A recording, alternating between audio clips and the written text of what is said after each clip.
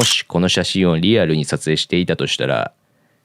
僕は今ここにいないかもしれません。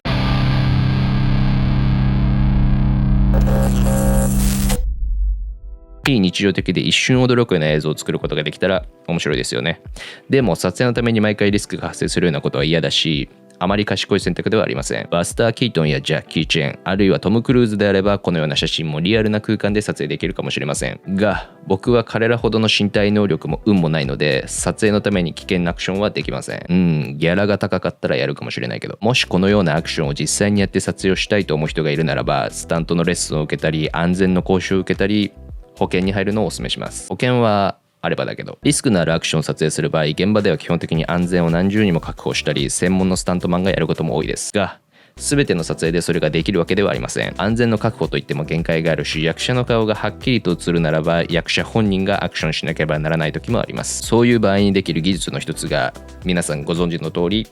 合成です。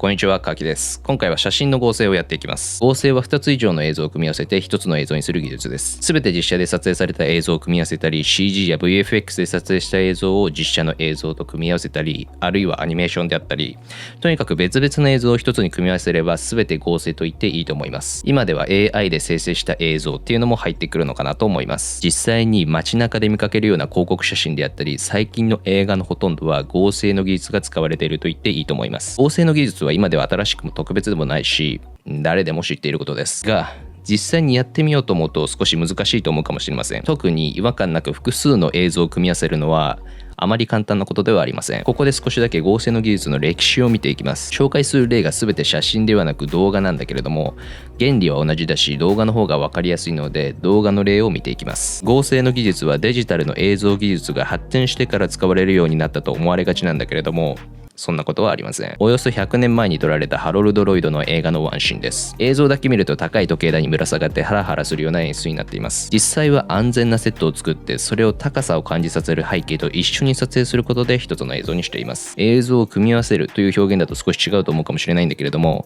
手前のセットと背景という2つのシチュエーションを1つのフレームに収めているので、これも合成と言っていいと思います。これはチャップリンの映画のワンシーンです。これがもしリアルだったらかなり命がけの撮影ですね。もちろんこの映像も安全を確保するために合成をしています。これは役者とカメラの間にセットの絵を挟むという技術です。ものすごく単純なんだけれども、映像が一つに溶け合ってリアルな演出になっています。この絵や写真を挟むっていうのはいろんなところで使われている技術です。例えばスター・ウォーズです。普通に考えるとこのような大きなセットをリアルに用意するのは大掛かりな工事や莫大な予算が必要になってしまいます。特に CG がまだない時代や、あったとしても大規模な映像を作るのが難しい場合はセットの絵をフレームに入れて撮影をしていました。これはマットペイントっていう技術で今でも使われていると思います。このシーンの場合、大規模なセットを作らなくていいし、キャストの数も少なくすることができるというメリットがあります。反対に今まで紹介した技術全てに言えることなんだけれども、カメラを簡単には動かせないっていうデメリットがあります。初期のスター・ウォーズにも言えることなんだけれども、特撮も合成技術です。日本では怪獣映画が有名だと思います。実写で撮影された映像を組み合わせて一つの映像にしています。基本的に全て実写で撮影されているので、リアルで生々しい演出をすることができます。僕はこの特撮は好きな技術です。デジタル技術が発展してくると CG、VFX が使われるようになってきます。クロマキーとか黄緑色のセットの中で撮影をしているシーンを見たことがある人は多いと思います。CG の合成は自由度が格段に上がるし、文字通り何でもできるようになってきます。カメラワークは自由自在だし、壁をすり抜けることもできます。もちろん CG で映像を作成するのは超大変ではあるんだけれども、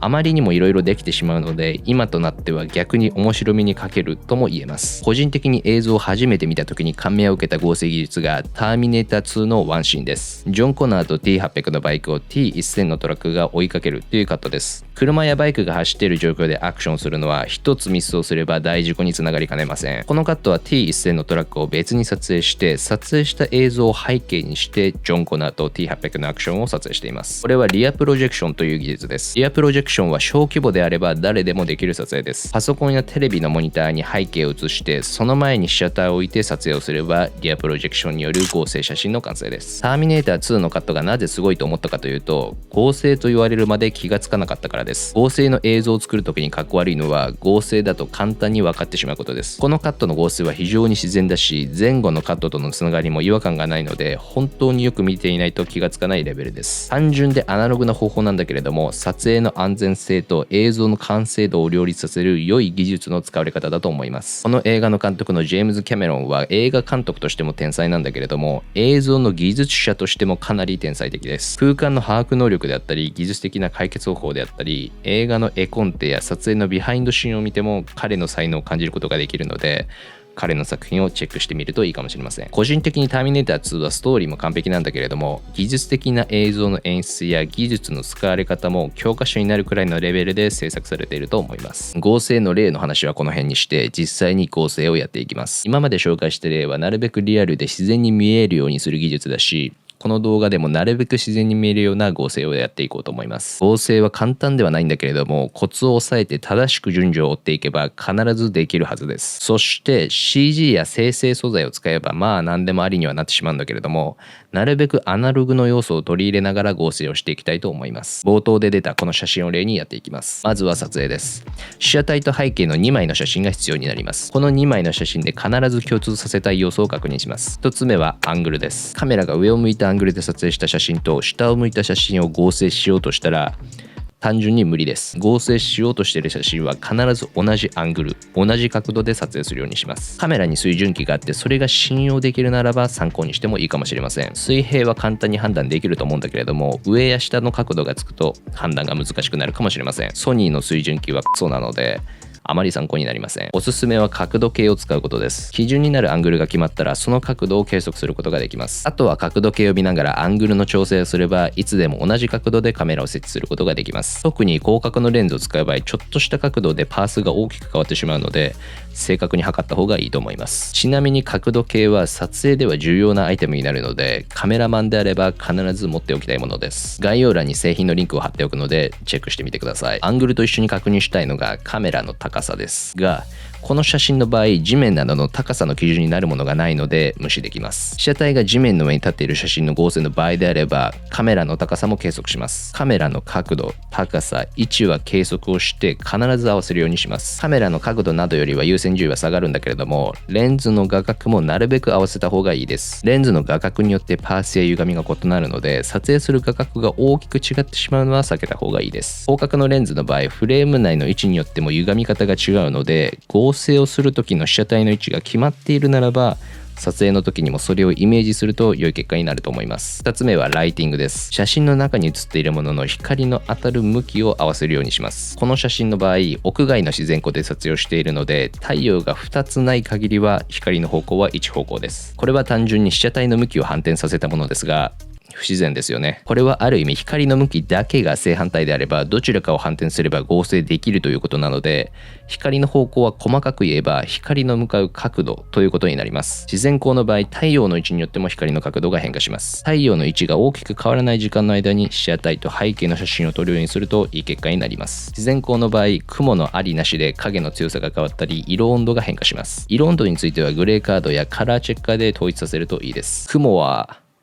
天に祈りましょう。屋内であればライティングはかなり自由です。メインの光がどの方向から来ているのかを合わせるようにすればいいと思います。ライティングと一緒に確認したいのは露出です。撮影の段階で被写体と背景の露出がなるべく自然に合うようにできるといい結果になります。ただこれは実際に画面上で合成してみないと正確にはわからないことではあるので、2枚の写真の露出が大きく違ってしまうことがないようにします。露出の計算が完璧にできるなら算出してもいいし、露出の違う写真を何枚か撮影しておくのもいい選択だと思います。露出はレタッチで調整できるんだけれども、なるべく撮影の段階でイメージしている露出で撮影しておくといい結果になります。3つ目、フォーカスです。写真のどの部分にピントを合わせるのか、背景をぼかす場合どのくらいぼかすのかを撮影の時にイメージしておく必要があります。一番効率が良くて自然なのは、同じ画角のレンズと同じ F 値を使ってカメラと被写体の距離、あとはカメラと背景の距離をあらかじめ決めた上で撮影することです。被写体にピントを合わせた時の距離を記録しておいて、背景を撮影する時に記録していた被写体があった距離にピントを合わせて撮影すればいいということです。ただこの方法はかなり良い条件の中でしか使えません。そして簡単である反面、レンズの物理的描写が固定されることになるので、レタッチの自由度がほとんどありません。ほとんどの合成の場合、被写体と背景は別々のフォーカス空間を持つことになります。そしてここで避けたいことはフォーカスの空間、言い換えると被写界がダブってしまうことです。例えば被写体を撮影した時に被写体の中でボケが発生するとします。背景を撮影した時にもピントが合う部分とボケる部分が発生するとします。この2枚を合成しようとすると、1枚の写真の中で被写界が2つ存在することになってしまいます。これは一眼のカメラではありえないことだし、見た目も不自然です。一番簡単な方法は、撮影をするときは全てにピントが合うように撮影をしてレタッチでボケを加えるということです。この方法であればレタッチで被写体の大きさ、言い換えるとカメラと被写体の距離を変えることもできるし、ぼかし量も自由に変えることができます。初めからボケている写真をレタッチでピントが合っている写真にはできないんだけれども、ピントが合っている写真なら後からぼかすことができるということです。ただこの方法にもデメリットがあって、レンズ固有のボケの表現ができないということです。せっかく美しいボケ表現ができるレンズであっても、この方法だとそれを犠牲にすることになります。今までの説明を大体まとめて良さそうな方法を探るとすると、被写体にはピントが全て合うように撮影をして、背景の絶対ボケるであろう部分はボケを残しておくという感じになると思います。フォーカスの説明の最初にも言いましたが、写真のどこにフォーカスを合わせるのか、その他をぼかす場合どのくらいぼかすのかを撮影の時にイメージをして辻褄を合わせる必要があります。これは実は計算によって算出できることだし、そのヒントになる動画が別にあるのでチェックしてみてください。描写を優先してなるべくリアルな空間で撮影するのか、それともレタッチの自由度を優先する撮影をするのか、その時の条件にもよるし、その人のやり方にもよります。この3つのポイントを確認して撮影していきます。被写体の撮影ですが、この写真の場合いくつか条件があります。カメラの設定としては、被写体全てにピントを合わせること、被写体にブレを作らないことです。体の幅が収まる被写界深度を出すために、レンズの画角やカメラと被写体の距離、あとは F 値の計算が必要になります。被写体にブレを作らないためには、被写体がフレームの中で動く最高速度と移動距離で被写体を止めることができるシャッタースピードを算出します。被写体にブレを作ることで動きのある演出をするということもできるんだけれども、今回はピタッと止める演出にします。ボケとブレを作らないのは演出でもあるんだけれども、レタッチにも大きく影響してきます。これはレタッチで説明します。撮影の条件がてんこ盛りなんだけれども、これらを組み込んで設定をして撮影します。露出の設定の各数値やレンズの画角、距離、かなり緻密に計算をしないといけないことが分かってきます。条件が厳しくなるほど興奮する人もいるし、絶望する人もいると思います。空中に浮かんでいる被写体を撮影したいので、それが分かる演出もしていきます。ポージングは自分が思う浮かんでいる時のポーズでもいいし、調べてもいいと思います。何種類かポーズを撮影しておくといいかもしれません。服や靴も浮かんでいることが分かる演出ができるものを選ぶといいと思います。あとは細かいところなんだけれども、なるべく背景と分離しやすい無地の背景があればベストです。背景はカメラのアングルと光の角度が合っていれば比較的自由に撮影できます。ここに浮かばせたいなっていう背景があれば何種類か撮影しておくといいかもしれません。撮影の時にここなら被写体を置くことができるな、もし実際に被写体があるとすればこのくらいの大きさになるなということをイメージしておくといいと思います。背景の撮影の時にできればカメラと背景の距離を大体でいいので測っておくと合成の時に参考になります。僕の場合ぶっちゃけた話をすると、合成やレタッチでなるべく楽をしたいので、それを見込んだ背景を選んで撮影をしています。写真の素材が揃ったら合成をしていきます。使うソフトは Photoshop です。合成したい被写体と背景をそれぞれ準備します。現像の時には撮影したグレーカードの情報を使って色温度を合わせておくといいです。まずは被写体を切り抜いていきます。被写体を切り抜く方法はいくつかあるんだけれども、今回はペンツールを使っていきます。アナログで地道な作業にはなるんだけれども、一番確実で正確な切り抜きができます。まあこのくらい被写体の輪郭が単純で複雑な部分がないのであればそんなに大変ではないです。そしてここで撮影の時にボケとブレを作らない効果が出てきます。単純に被写体の輪郭がボケていたりブレていたりすると切り抜きが大変になるということです。被写体の輪郭がクリアであれば切り抜きも楽になるし、Photoshop であれば後からボケやブレも加えることができます。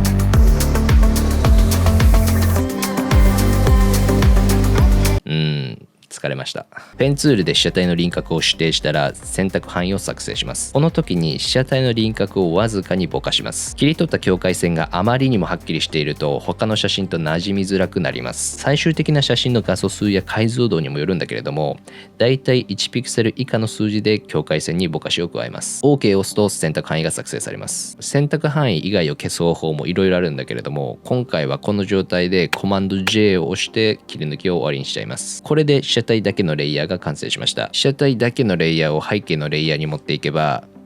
背景の上に被写体が乗ります。完成のイメージができてきましたね。まずは被写体の大きさと位置を決めちゃいます。コマンド T を押して縦横の大きさを固定している状態であれば自由に被写体の大きさを変えることができます。目で見て不自然ではないように調整するのも一つの方法です。正確に位置を決めたいのであれば計算するのが無難です。例えば被写体の身長などの数値とレンズの画角の数値が分かっているならば、この距離であればフレーム内でこの大きさになるというのが計算できます。単純な方程式なので入れ替えて考えることもできます。あとは被写体の近くに大きさの参考になるものが写っているならばそれと比較したり、何かしら方法はあるはずです。次に被写体と背景をなじませていきます。一番わかりやすいのは露出です。目で見て調整したり数値で確認するのもいい方法です。特にシャドウの部分に注目します。シャドウの部分をわかりやすくするためにわざと写真を明るくすると違いがあるのが見えたりもします。同じ自然光の環境で撮影しているのであれば大きな差はないと思うんだけれども、一番光が強いハイライトの部分やシャドウの部分をよく観察して個別に調整していきます。被写体と背景が近い場所にある、あるいはつながっている場合はかなり注意してなじませていきます。気づいている人がほとんどだと思うんだけれども、僕が例にしている写真はかなり何でもできるように撮影しています。被写体の周りに何もないからカメラと被写体の距離はある程度自由に設定できるし、被写体と背景が完全に分離しているので露出の差を大きくしても演出として表現することができちゃいます。被写体が地面に接していたり近くにいる場合は被写体の影を作る必要もありますが、この写真ではそれも必要ないですね。いい言い方をすれば演出と技術的な効率を考えた写真にしています。被写体と背景の環境設定をなじませたらレンズの物理的空間描写を表現していきます。簡単に言うとボケを加えていくんだけれども、これは写真によって大きく違います。この説明をしている動画は他にあるのでチェックしてみてください。撮影に使った画角、被写体の距離が分かっているならば被写界振動を設定することができます。これも計算によって算出することができます。被写体から背景までつながっているものがあるならばボケのグラデーションをする必要があるし、被写体にもボケが入るなら加えていきます。ここまで説明をしていくと例に使っている写真がどれだけズルをしているのか分かっちゃいますね。まあこれもテクニックっていうことにしておきます。被写体と背景の環境設定を同じにしてかつ一つの物理空間としての描写の設定を入れることで一つの写真にすることができます。あとは自由にレタッチをすることができます。今回僕はもう疲れてしまったのでプラグインのソフトウェアを使ってフィルターをかけちゃいます。使うソフトウェアはルミナーネオです。なるべく簡単にだけど本格的な編集をすることができるソフトウェアです。フィルターからルミナーネオを選択するとソフトウェアが開きます。プリセットから自分がイメージしているルックがあればそれを選択します。写真としてはストリートっぽい表現ではあるのでこれを選びましょうか。悪くないですね。気になる部分や細かな調整がルミナーネオ上でできます。自分が思っている仕上がりになったら適用をして完成です。これが合成の基本的な流れになります。あくまで一つの例なので撮影する写真や何を合成するかによって条件や必要になってくるものが違います。ただ合成するために必要になる要素を知っておけば動画、CG、アニメーションその他の映像でも基本的なことであれば合成ができるようになります。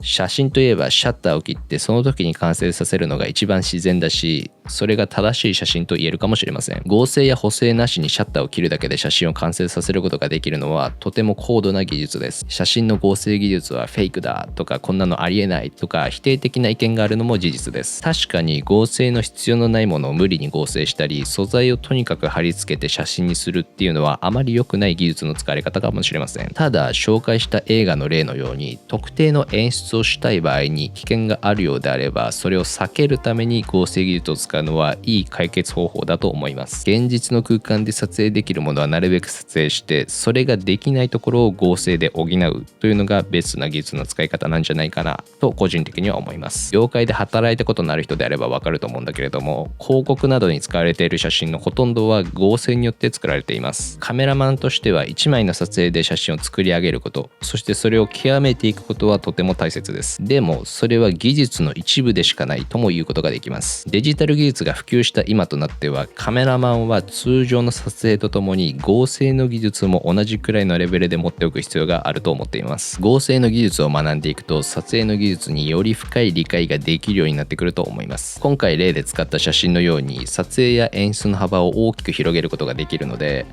チャレンジしてみてください。この動画がいいと思ったらいいねお願いします。そしてチャンネル登録もお願いします。ではまた次の動画で会いましょう。バイバイ。